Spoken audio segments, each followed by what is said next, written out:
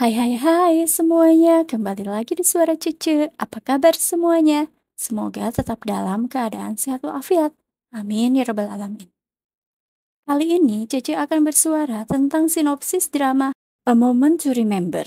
Bercerita tentang seorang wanita yang tak sengaja bertemu lelaki berprofesi tukang kayu yang ingin menjadi seorang arsitek bergaya seperti gelandangan. Wanita itu malah tertarik dan mendekati lelaki itu. Akhirnya mereka pun dekat dan semakin dekat. Yang kemudian menikah menjadi sepasang suami istri. Mereka hidup bahagia. Namun masalah muncul saat wanita itu diketahui mengidap penyakit Alzheimer. Untuk cerita lengkapnya, langsung yuk menuju alur ceritanya.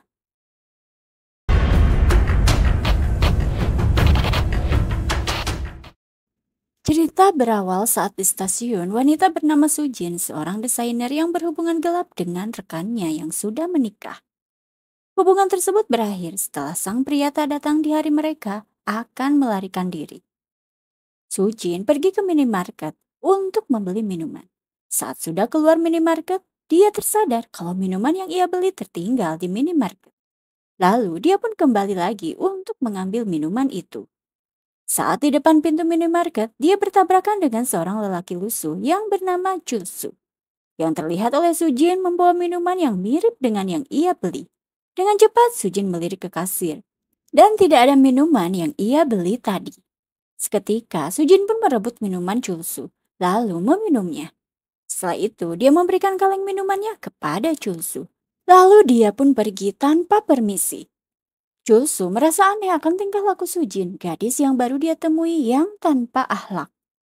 Chulsu mencoba meminum minuman sisa Sujin, namun ternyata minumannya telah habis. Chulsu pun hanya bisa membuang kaleng minuman itu dengan miris. Di dalam bis saat memeriksa tasnya, ternyata dompet Sujin tidak ada. Sujin pun kembali lagi ke minimarket dan kasir telah mengamankan minuman yang ia beli tadi dengan dompetnya. Sujin pun merasa malu karena minumannya masih utuh. Sementara dia tadi tanpa dosa meminum minuman Chulsu. Sujin pun sampai di rumah dan saat pagi hari sarapan bersama keluarganya tak ada satupun yang menyaut. Semua diam membisu karena semua tahu akan kasus Sujin yang tidak jadi melarikan diri dengan teman lelakinya. Saat di kantor barunya, teman-teman kerjanya juga mengetahui kalau Sujin telah merebut pria yang sudah beristri. Salah satu rekan kerjanya sampai mengetahui bahwa pria itu telah berpisah dengan istrinya akibat ulah Sujin. Sujin lalu menemani ayahnya ke proyek, tak sengaja melihat Chulsu yang ternyata pekerja lepas bawahan ayahnya. Sujin pun sangat kaget.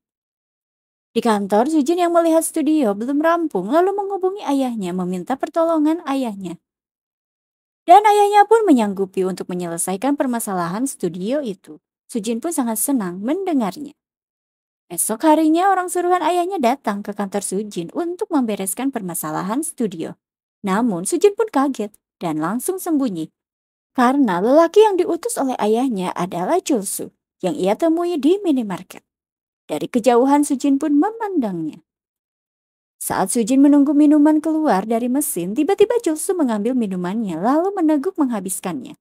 Sujin hanya bisa terdiam dan nampak malu.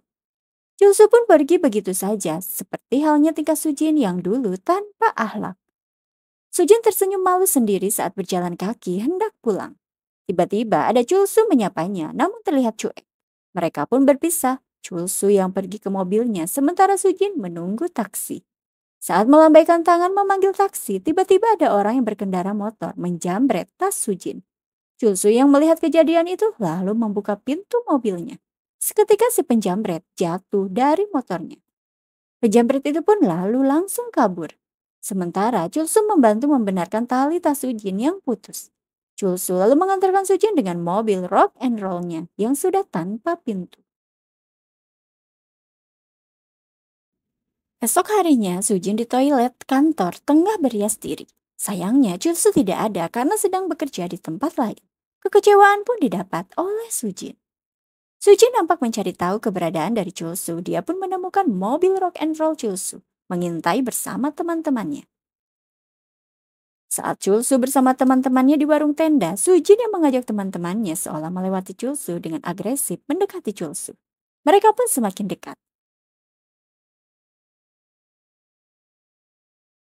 Sujin rela belajar memukul bola bisbol dengan sepatu hak tingginya. Dia pun berkencan di rumah Julsu. Saat di rumah Julsu, Sujin menemukan patung pahatan kayu. Namun Julsu malah membuangnya. Dan Sujin naik ke atas di mana ada laci yang membuatnya amat penasaran. Namun Julsu melarang untuk membukanya.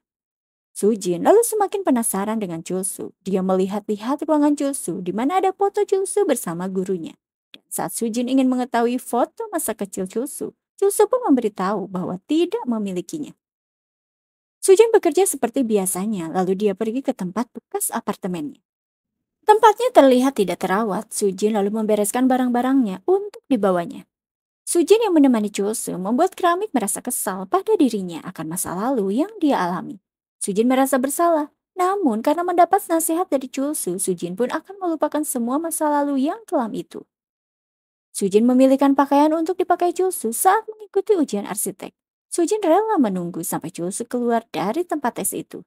Yang akhirnya Julsu pun lulus ujian arsitek membuat mereka bahagia. Saat di rumah bersantai, ayah Sujin merasa ada keanehan pada putrinya. Sujin memberitahu ayahnya bahwa dia tengah dekat dengan seorang pria, seorang arsitek. Ayahnya pun ingin bertemu dengannya.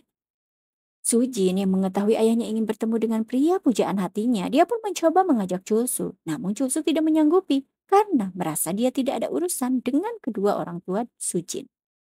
Sujin tanpa lelah mencoba meyakinkan Julsu agar mau bertemu dengan orang tuanya. Karena dia ingin membina rumah tangga dengan Julsu. Namun Julsu lagi dan lagi menolaknya. Julsu lalu makan malam bersama Sujin.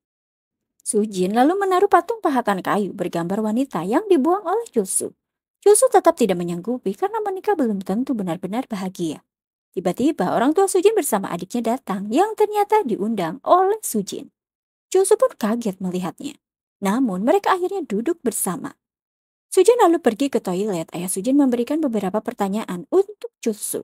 Namun karena Julsu tidak menjawab, pasti akhirnya ayahnya memecat Julsu dari pekerjaannya. Adik Sujin lalu pergi ke toilet dan tiba-tiba berteriak bahwa Sujin sudah pingsan. Julsu segera lari dan menggendongnya.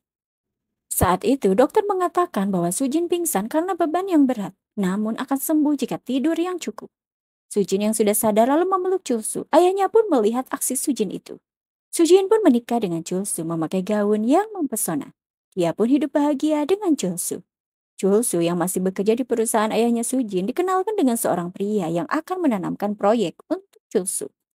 Tampaknya ayah Sujin memberikan kepercayaan kepada Julsu. Dengan kemahirannya, Julsu pun mendapatkan proyek dari teman ayah Sujin tersebut. Sujin yang mengetahui itu saat berada di kantor sangat senang dan antusias dalam bekerja. Sujin yang bahagia menjalani hidup rumah tangga bersama Julsu, tiba-tiba bercerita kepada temannya bahwa akhir-akhir ini dia merasa lupa akan arah jalan pulang. Dia merasa kesulitan. Teman-temannya yang hanya menduga Sujin sedang bercanda. Sujin lalu tiba di rumah. Dia terlihat heran karena ada dapurnya yang telah berubah. Namun Sujin sangat senang dan menyukainya.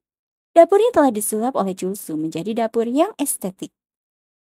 Esok hari Sujin pergi ke dokter untuk memeriksakan kesehatannya. Dokter pun memberikan beberapa pertanyaan dan merekamnya. Sujin menjawabnya dengan lancar. Dokter memberitahu gejala yang Sujin alami mungkin timbul dari beberapa tekanan. Dokter juga meminta agar Sujin kembali lagi minggu depan untuk melakukan CT scan dan MRI untuk pemeriksaan lebih lanjut. Di kantornya, Julsu kedapatan tamu di mana dia adalah ibu kandungnya yang meminta uang padanya untuk membayar hutangnya. Jika tidak, ibunya akan dipenjarakan oleh penagih hutang. Julsu masih sangat kecewa dan kesal terhadap ibunya. Dia pun tidak memberikan sepeser pun uangnya. Ibunya sangat marah, lalu pergi begitu saja. Julsu mengajak Sujin ke tempat di mana dia akan membuat rumah impian untuk mereka. Selain itu, dia juga mengajak Sujin ke kuil di mana Julsu dibesarkan dan diberi ilmu oleh gurunya seorang kakek tua. Julsu mengenalkan istrinya kepada kakek itu, namun kakek tua itu sangat kecewa pada Julsu karena baru menemuinya setelah menikah. Saat Julsu memberikan hasil ukirannya, kakek tua itu pun memarahinya karena hasil ukirannya tidak rapi. Lalu Julsu pergi mengambil air. Kakek tua berlanjut menanyai Sujin apakah sudah bertemu dengan ibu mertuanya. Sujin tampak bingung. Kakek tua memberitahu Sujin bahwa Julsu mungkin masih marah kepada ibunya, padahal sudah lama sekali. Harusnya sudah memaafkan kesalahan ibunya. Saat Julsu tidur, Sujin diam-diam membuka isi laci yang Julsu larang untuk membukanya. Sujin menemukan foto wanita dan beberapa berkas. Lalu esok harinya Sujin pergi ke alamat yang tertera pada berkas itu. Di rumah Chulsu memberitahu Sujin bahwa dia sudah merasa tidak memiliki ibu. Sujin meyakinkan untuk memaafkan ibunya karena ibu Chulsu adalah keluarganya. Namun Chulsu malah marah karena Chulsu dicampakkan oleh ibunya yang membuangnya ke kakek tua di kuil. Namun Sujin tetap menguatkan Chulsu dan mencoba membujuknya kembali untuk memaafkan ibunya. Esok hari, Chulsu menjenguk ibunya yang berada di dalam penjara. Ibunya menghina Chulsu dan mengusirnya. Chulsu yang tidak memberikan respon pada ibunya, dia membayarkan semua hutang ibunya agar ibunya bisa bebas tidak mendekam di penjara. Esok harinya, Sujin melakukan pemeriksaan lebih lanjut kepada dokter. Pemeriksaan pun selesai.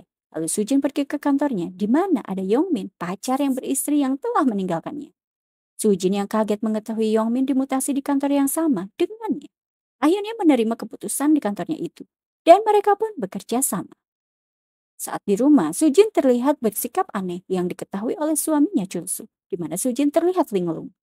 Sujin yang pergi ke dokter mendapat pernyataan dari dokter bahwa hasil pemeriksaan mendiagnosa Sujin memiliki penyakit Alzheimer, di mana kelumpuhan mental akan terjadi sebelum kelumpuhan fisik. Obat-obatan hanya memperlambat, sebaiknya mempersiapkan diri untuk hal yang tak terhindarkan. Seperti berhenti bekerja karena cepat atau lambat kemampuan mengatur semuanya sendiri tidak akan mampu. Bahkan, Sujin akan melupakan orang sekitarnya maupun dirinya sendiri. Semuanya akan hilang dan kenangan pun akan terhapus. Mendengar hal itu, Sujin pun sangat sedih. Di rumah, Sujin juga terlihat sendu saat melihat Chulsu bekerja. Sujin pun meminta izin untuk berhenti bekerja dan hanya menjadi ibu rumah tangga kepada Chulsu. Chulsu pun mengiyakan permintaan dari Sujin karena dia pun sangat senang akan hal itu. Sujin yang sudah berhenti bekerja menjalani hari-harinya menjadi ibu rumah tangga. Dia memasak bekal untuk suaminya bekerja. Chulsu pun pamit untuk bekerja. Sujin dihubungi oleh Yongmin yang merasa penyebab berhentinya Sujin bekerja adalah dirinya. Meminta membicarakan itu semua. Sujin pun menyetujui akan pergi ke kantor untuk menjelaskan. Di tempat proyeknya, Chulsu sangat bahagia menjalani hari-harinya. Saat akan makan siang, Chulsu kebingungan karena bekal yang dia terima adalah nasi semua. Tidak ada lauk pauknya. Chulsu lalu mendatangi dokter dan dokter menjelaskan penyakit Sujin. Namun Chulsu yang belum bisa menerima itu malah marah kepada dokter. Chulsu pun ditenangkan oleh beberapa staf. Di tempat berbeda, Sujin yang pergi ke kantor, di tengah jalan dia merasa linglung dan ditemani oleh security saat berjalan. Sujin pun bertemu dengan Yongmin. Tiba-tiba, Sujin menggenggam tangan Yongmin dan mereka mengobrol bersama seolah mereka sedang berkencan. Yongmin yang merasa aneh terhadap Sujin karena tiba-tiba Sujin diam lalu pergi begitu saja. Sementara Chulsu yang mencari Sujin mendapati Sujin di tempat biasa dia bermain bisbol. Sujin yang menceritakan penyakitnya kepada Chulsu meminta berpisah dari Chulsu. Mendengar hal itu, Chulsu menolaknya. Chulsu akan mengingat semua kenangan yang dialami demi Sujin. Chulsu menyiapkan banyak sekali catatan yang ditempel di dalam rumahnya dengan maksud agar Sujin membacanya bila dia lupa. Chulsu juga meninggalkan Sujin di rumah untuk bekerja. Sujin meminta Chulsu pulang lebih awal karena hari ini adalah ulang tahun ibunya. Sujin juga mengundang orang tuanya dan guru Chulsu juga diundang untuk hadir. Sujin lalu memasak yang banyak saat bel berbunyi ternyata dia adalah Yongmin yang datang membawa barang-barang dari kantor milik Sujin. Sujin lalu mengajaknya masuk dengan mesra. Chulsu yang sudah sampai di rumah tiba-tiba memukul Yongmin sampai babak belur. Yongmin yang belum sempat menjelaskan apapun dipukulnya terus-menerus. Tiba-tiba datang orang tua Sujin, ibu Chulsu dan guru Chulsu yang akan bertamu. Orang tua Sujin meminta agar Sujin dirawat oleh mereka karena ini adalah sudah keturunan. Namun Chulsu menolak karena Sujin adalah istrinya. Adiknya Sujin tiba-tiba berteriak di mana Sujin yang berada di depan pintu tengah mengompol. Semua orang yang berada di ruangan itu mengetahuinya. Chulsu pun cepat-cepat menutup pintu dan membersihkannya. Esok harinya Chulsu yang akan berangkat kerja tiba-tiba dipanggil dengan sebutan Yongmin dan mengatakan bahwa Sujin amat mencintainya. Saat menutup pintu, Chulsu pun tidak kuasa menahan tangisnya. Saat melihat-lihat barang di rumahnya, tiba-tiba Sujin teringat Chulsu, dia pun pergi dari rumah.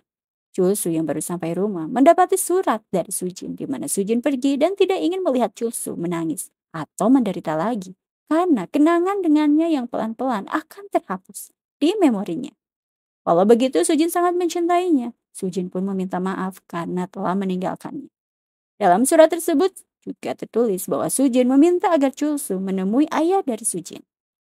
Chulsu menemui ayah Sujin yang ternyata mendapati surat perceraian. Langsung saja Chulsu merobeknya, karena bukan hal itu yang diinginkannya. Chulsu lalu pergi ke kantor polisi untuk melaporkan kehilangan istrinya.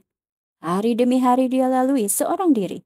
Saat memeriksa surat yang masuk, terdapat surat dari Sujin yang mengingat kenangannya bersama Chulsu. Chulsu pun langsung pergi ke alamat di mana surat itu dikirim. Saat sampai di klinik di mana Sujin dirawat, Chulsu pun menemui Sujin yang tengah bersantai. Sujin yang tidak ingat akan Chulsu, lalu Chulsu pun memperkenalkan dirinya. Setelah itu Chulsu mengajak Sujin yang ditemani perawat ke minimarket saat pertama kali dia bertemu. Sujin lalu masuk seorang diri ke dalam minimarket itu. Seketika Sujin mengingat kenangannya saat bersama Chulsu. Chulsu lalu membawa Sujin pergi dengan mobil rock and roll-nya dan mengatakan, I love you. Perjalanan tersebut menutup kisah drama A Moment to Remember. Terima kasih untuk yang sudah mantengin suara Cece sampai drama ini berakhir. Jadi pamit dulu ya. Bye.